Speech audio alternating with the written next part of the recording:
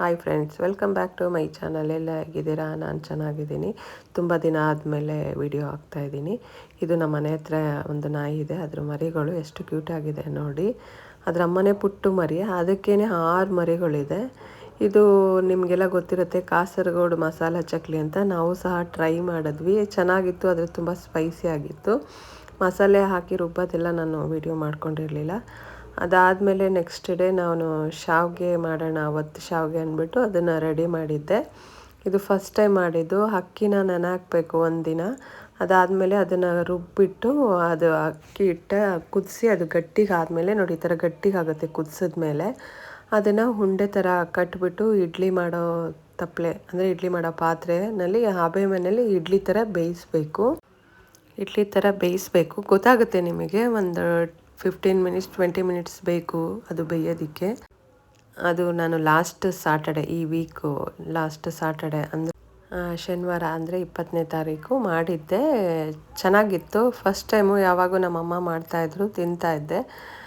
ಅದರಿಂದ ನಾನು ಟ್ರೈ ಮಾಡೋಕ್ಕೆ ಹೋಗ್ತಾ ಇರಲಿಲ್ಲ. ಇವತ್ತು ಸುಮ್ಮನೆ ಮಾಡೋಣ ಅಂತ ಸ್ವಲ್ಪನೇ ಮಾಡಿದ್ದು, ಜಾಸ್ತಿ ಏನು ಮಾಡಿಲ್ಲ. ಈ ಥರ ನೋಡಿ, ಚಕ್ಲಿ ಮಾಡೋ ಒಳ್ಳಿರುತ್ತೆ. ಇಲ್ಲ ನಿಮ್ಮ ಮನೆಯಲ್ಲಿ ಶಾವಿಗೆ ಮಾಡೋ ಒಳ್ಳಿದ್ರು ಹೋಗಿ, ಈ ಥರ ಓಲಿರೋದು ಶಾವಿಗೆ ಮಾಡೋದು, ನಮ್ಮನೇಲಿ ಚಕ್ಲಿ ಮಾಡೋದಿದೆ. ಅದರಲ್ಲೇ ನಾನು ಮಾಡಿದೆ. ಅದು ಸ್ವಲ್ಪ ಟೈಟ್ ಆಗಿಬಿಟ್ಟಿತ್ತು, ಜಾಸ್ತಿ ಯೂಸ್ ಮಾಡಲ್ವಲ್ಲ, ಕೈ ನೋವ್ತಾಯಿತ್ತು. ಅದಕ್ಕೊಂದು ಸ್ವಲ್ಪ ಅದು ಕಷ್ಟ ಆಗ್ತಾಯಿತ್ತು.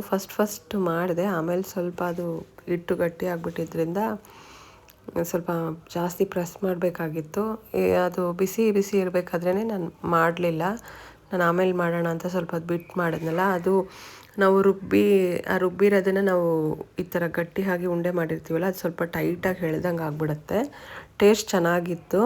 ಇದಕ್ಕೆ ಕಾಯಿ ಹಾಲು ಮಾಡ್ಕೊಂಡು ತಿಂತೀವಿ. ಕಾಯಿ ಹಾಲು ಅಂದರೆ ತೆಂಗಿನಕಾಯಿ, ಏಲಕ್ಕಿ ಮತ್ತು ಬೆಲ್ಲ ಇಷ್ಟನ್ನು ರುಬ್ಬಿಟ್ಟು ಸ್ವಲ್ಪ ಕುದಿಸ್ಕೊತೀವಿ. ಕುದಿಸಾದ್ಮೇಲೆ ಅದಕ್ಕೆ ತುಪ್ಪ ಹಾಕ್ಕೊಂಡು ತಿನ್ನಬೇಕು. ಚೆನ್ನಾಗಿದೆ. ನಮ್ಮ ಮನೇಲಿ ನನ್ನ ಮಕ್ಕಳಿಗೆಲ್ಲ ತುಂಬ ಇಷ್ಟ.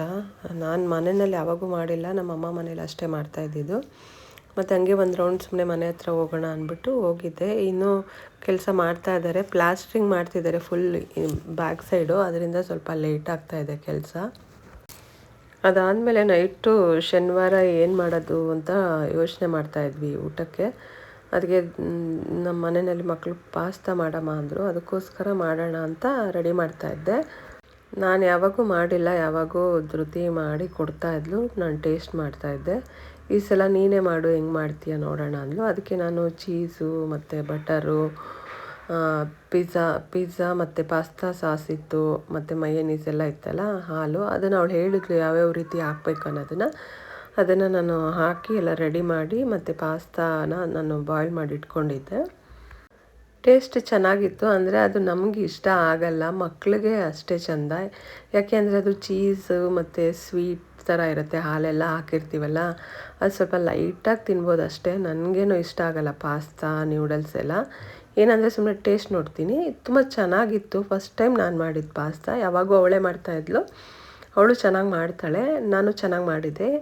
ಅದಾದಮೇಲೆ ನೆಕ್ಸ್ಟು ಸಂಡೇ ನಾವು ಚಿಕ್ಕಪೇಟೆಗೆ ಹೋಗೋಣ ಅಂತ ಪ್ಲ್ಯಾನ್ ಮಾಡಿದ್ವಿ. ಅಂದರೆ ಮಕ್ಕಳು ಬಂದಿರಲಿಲ್ಲ, ನಾನು ಮತ್ತು ನನ್ನ ಫ್ರೆಂಡ್ ಇಬ್ಬರೇ ಅಷ್ಟೇ. ಸ್ವಲ್ಪ ಕೆಲಸ ಅಂದರೆ ಅದು ಸಂಕ್ರಾಂತಿಗೆ ಡ್ರೆಸ್ ಸ್ಟಿಚ್ ಮಾಡಿಸೋಣ ಅಂದ್ಬಿಟ್ಟು ಅದಕ್ಕೆ ಮೆಟೀರಿಯಲ್ ತರೋಣ ಅಂತ ಹೋಗಿದ್ವಿ. ಹಂಗೆ ಬ್ಲೌಸು ಸ್ಟಿಚ್ ಕೊಟ್ಟಿದ್ವಿ ಮತ್ತು ವರ್ಕ್ ಮಾಡಿಸ್ತಿದ್ವಲ್ಲ, ಅದನ್ನು ಇಸ್ಕೊಂಬಂದಂಗೆ ಆಗುತ್ತೆ ಅಂತ. ನಾವು ಯಾವಾಗ ಹೋದ್ರೂ ವರ್ಕಿಂಗ್ ಡೇನಲ್ಲೇ ಹೋಗ್ತೀವಿ. ಯಾಕೆಂದರೆ ಸ್ಯಾಟರ್ಡೆ ಸಂಡೇ ನಮ್ಮ ಮನೆಯಲ್ಲಿ ಫ್ರೀ ಇರಲ್ಲ, ಲೇಟು ಎದ್ದೇಳೋದೆಲ್ಲ ಅಂದ್ಬಿಟ್ಟು. ಆದರೆ ಈ ಸಲ ಸಂಡೇ ಹೋಗೋಣ ಅಂತ ಪ್ಲ್ಯಾನ್ ಮಾಡ್ಕೊಂಡು ಹೋದ್ವಿ. ಅಲ್ಲೇ ಹೋಗ್ತಾ ಇಯರಿಂಗ್ಸು ಎಲ್ಲ ಚೆನ್ನಾಗಿತ್ತು. ಅದಕ್ಕೆ ನಾನೇನು ತೊಗೊಂಡಿಲ್ಲ, ನನ್ನ ಫ್ರೆಂಡ್ ತೊಗೊಂಡ್ರು. ಯಾಕೆಂದರೆ ನನಗೆ ಇವಾಗ ಧೃತಿಗಾನ ಸ್ವಲ್ಪ ದೊಡ್ಡವರಾಗಿರೋದ್ರಿಂದ ಅವರೇ ಸೆಲೆಕ್ಟ್ ಮಾಡ್ತಾರೆ. ಕೆಲವು ಟೈಮ್ ನಾನು ತಂದಿದ್ದವ್ರಿಗೆ ಇಷ್ಟ ಆಗಲ್ಲ, ಅದಕ್ಕೋಸ್ಕರ ನಾನು ತೊಗೊಳ್ಳಲ್ಲ, ಅವ್ರು ತೊಗೊಂಡ್ರು. ಅದಾದಮೇಲೆ ಅವ್ರ ಮಗಳಿಗೆ ಮತ್ತು ನನ್ನ ಮಕ್ಕಳಿಗೆ ಡ್ರೆಸ್ ಸ್ಟಿಚ್ಚಿಗೆ ಮೆಟೀರಿಯಲ್ ತೊಗೊಳ್ಳೋಣ ಅಂತ ಇಲ್ಲಿ ಬಂದ್ವಿ. ಇಲ್ಲಿ ಚಿಕ್ಕಪೇಟೆಯಲ್ಲಿ ಯಶ್ ಫ್ಯಾನ್ಸಿ ಅಂತ ಇದೆ, ಯಶ್ ಫ್ಯಾನ್ಸಿ ಸ್ಟೋರ್ ಅಂತ ಇದೆ. ಅಂದರೆ ಫ್ಯಾನ್ಸಿ ಅಂದರೆ ಯಶ್ ಫ್ಯಾಷನ್ ಮೆಟೀರಿಯಲ್ಸ್ ಅಂತ. ನಾನು ಯಾವಾಗೂ ಇಲ್ಲೇ ತೊಗೊಳ್ಳೋದು, ಚಿಕ್ಕಪೇಟೆ ಮೇನ್ ರೋಡ್ ಸುದರ್ಶನಿಂದ ಸ್ವಲ್ಪ ಮುಂದೆ ಬಂದರೆ ರೈಟಿಗಿದೆ. ನಾನು ತುಂಬ ದಿನ ಅಂದರೆ ತುಂಬ ವರ್ಷದಿಂದ ಅಲ್ಲೇ ತೊಗೊಳ್ಳೋದು ಮೆಟೀರಿಯಲ್ ಎಲ್ಲನೂ. ಅವ್ರಿಗೆ ಗೊತ್ತಿಲ್ಲ, ಇದು ಫಸ್ಟ್ ಟೈಮ್ ಅವ್ರು ಸ್ಟಿಚ್ ಮಾಡಿಸ್ತಾ ಇರೋದು ಅವ್ರ ಮಗಳಿಗೆ. ಅದಕ್ಕೋಸ್ಕರ ನನ್ನ ಕರ್ಕೊಂಬಂದರು.